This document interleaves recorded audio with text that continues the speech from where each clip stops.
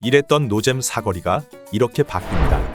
서울의 어딘가가 떠오르신다면 다행입니다. 교통섬, 유도선까지 최대한 한국 느낌을 살려보았습니다. 사무단지 빌딩 숲 사이로 맛있게 만들어진 도심의 사거리를 시티즈로 구현해 보도록 하죠. 시티즈는 근본부터 교통게임에 가깝습니다. 도로를 잘 짓지 못하면 의미 없다고 봐야 하죠. 서울 같이 큰 사거리들은 대기업, 은행 건물들이 많더라고요. 지난주에 종강역 부근을 다녀왔는데 특히 이 사거리 느낌을 내보려고 합니다. 여러 가지 도로 마킹과 교통섬들을 만드는 일이죠. 일단 먼저 좌회전 전용 차로를 만들어 봅시다. 도로를 교체하기 전에 일부러 골목길을 빼둬서 노드를 분리하면 좋습니다. 우회전 차로도 만들어 줍시다. 무브잇으로 살짝 조절해주면 더 좋습니다. 트래픽 모드에서 차로 연결을 다시 정비하고요.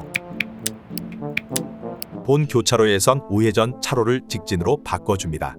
본격적으로 교통섬을 만들기 전에 아스팔트로 메꿔주죠. 이 작업은 은근 재밌습니다. 교통섬을 만들어 봅시다. 먼저 경계석으로 자리를 잡아주죠. 종강역을 보면 이렇게 우회전 차로 중간에 횡단보도가 있죠. 그것을 그대로 따라해 봅시다. 중간에 새끼를 만들어주고요. 횡단보도를 만든 후 삭제하면 됩니다.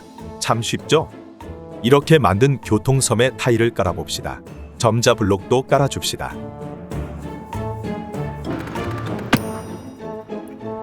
이런 식으로 네 방향 모두 해주면 됩니다. 도로 마킹도 새겨줘야죠.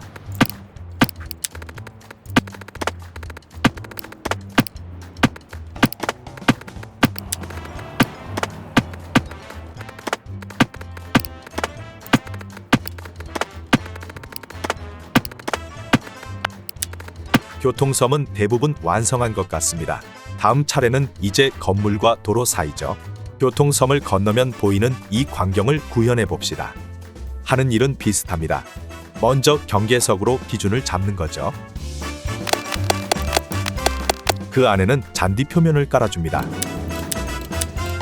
중간중간에 화단 자리를 만들어 둡니다. 타일 표면으로 덮어봅시다. 인도 경계에는 하수구 덮개도 설치해주고요. 점자 블록도 잊지 말아야죠.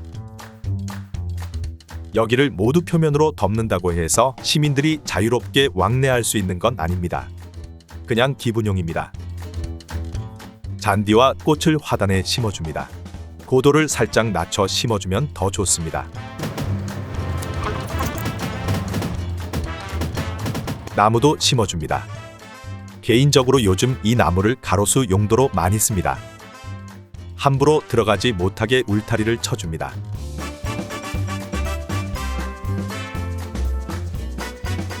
여기에도 잔디와 꽃을 심어주면 좋습니다.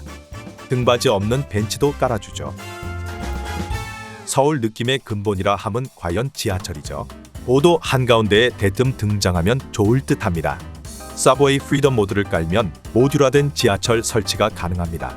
입구를 이렇게 여러 군데 설치할 수 있죠.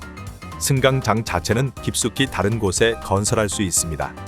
근데 사실 여기에 지하철을 건설할 생각은 없었습니다. 그냥 예뻐서 건설했습니다. 기존 표면과 요소를 제거하고 인도로 덮어줍니다. 여름에 교통섬에 있으면 쪄 죽죠. 햇빛을 피할 수 있도록 그늘막을 만들어줍니다. 교통암, 전선암을 만들어줍니다. 끝에는 울타리를 쳐줍시다. 좀 더 한국틱한 울타리면 좋겠는데 에셋 에디터 나올 때까진 울며 겨자 먹기로 써야 합니다. 차가 못 쳐들어오도록 볼라드도 지어주고요.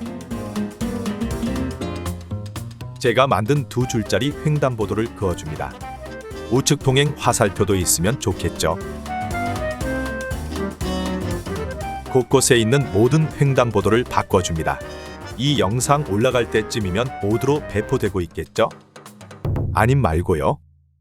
파란색 버스가 지나가도록 노선을 하나 만들어줍니다.